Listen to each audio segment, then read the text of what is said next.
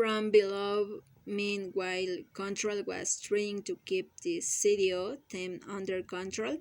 That was no small task either.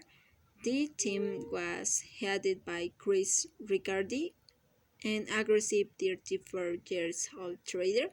A decade before, while at Prudential Securities, Riccardi had been part of a group that had first come up with the idea of bundling mortgage into a CDO after successful intents at Prudential and then at Credit Suisse.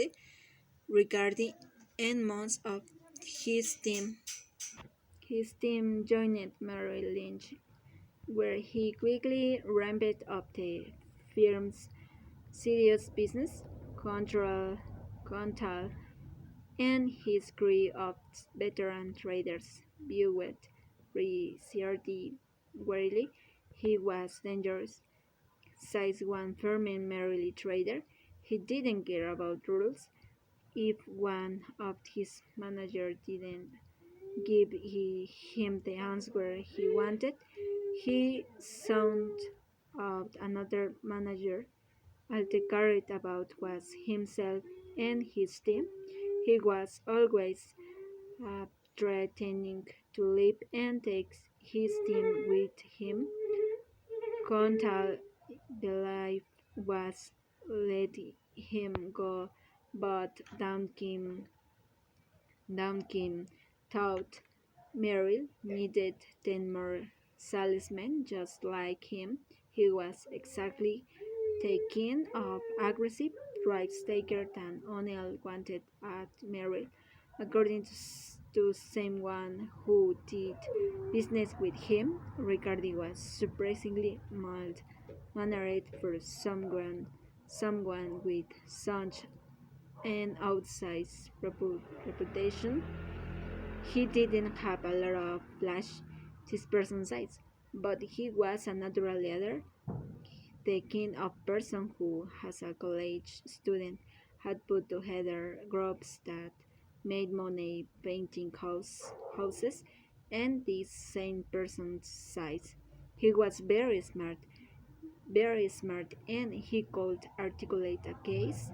One investor recalls looking at an early Riccardi deal that included credit card receivables as well as mortgage-backed securities. It had a very limited default history.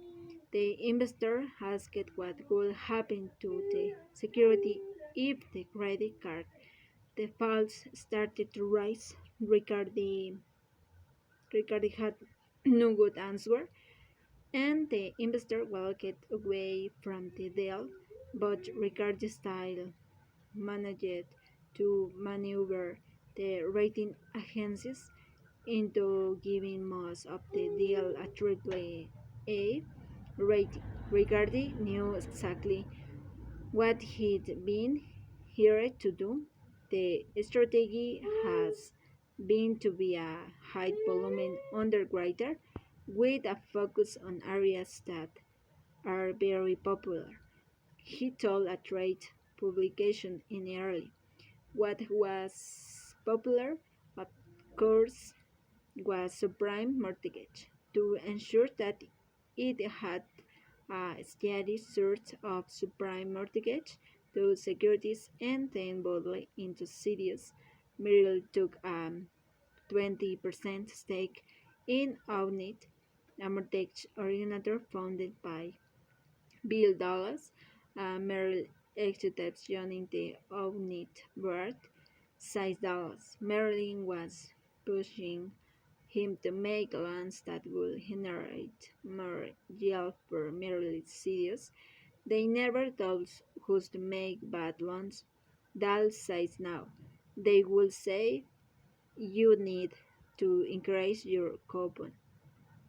Many make loans with higher yields. The, the only way to do that was to make capital loans between the fourth quarter of and the first quarter.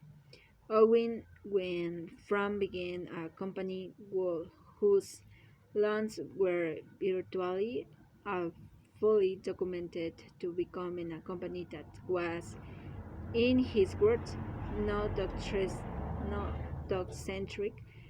We become more of a supreme lender. In short order, Merrill Wood then created mortgage banked securities out of the mortgage it bought, warehouse the new securities until they will be bundled into a CDO and negotiate hard with the rating agencies and tinker with CDOs structures to get most of the securities labeled AAA. Emails will later reveal at least one instance in which Merrill specifically liked its fee to hide rating. Riccardi had his team picked the firms that would manage the ascent into Sirius once they been created, and the investors who bought the tranche they had big, sophisticated investors all over the globe lined up to buy Merrill's Sirius brand tranches. But Riccardi was also not about pitching smaller freight.